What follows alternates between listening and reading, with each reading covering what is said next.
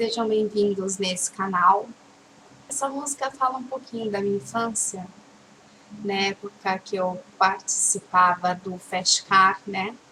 O primeiro FESCAR que eu participei foi no ano de 93, eu devia ter uns 9 anos. Foi quando a minha mãe escolheu essa música, que ela achava que seria o ó, né? Para que eu conseguisse passar bem, né? Que eu conseguiria me desempenhar melhor no palco, né? Foi a música Pensa em Mim, do Leandro Leonardo. Vamos relembrar ela um pouquinho?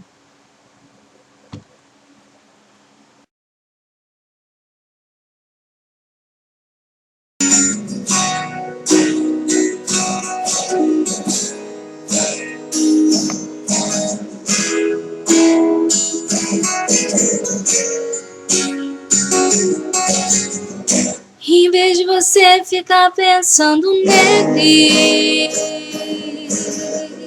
em vez de você viver chorando por ele, pensa em mim, chora por mim, liga pra mim, não liga pra ele. Pensa em mim, chora por mim, liga pra mim, não liga pra ele,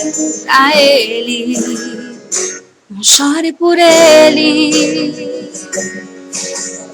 Se lembre que eu há muito tempo te amo, te amo, te amo. Quero fazer você feliz.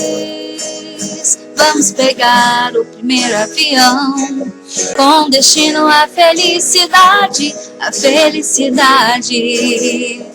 A minha é você. Pensa em mim, chore por mim, liga pra mim, não liga pra ele. Pensa em mim, chore por mim, liga pra mim, não liga pra ele, não chore por ele.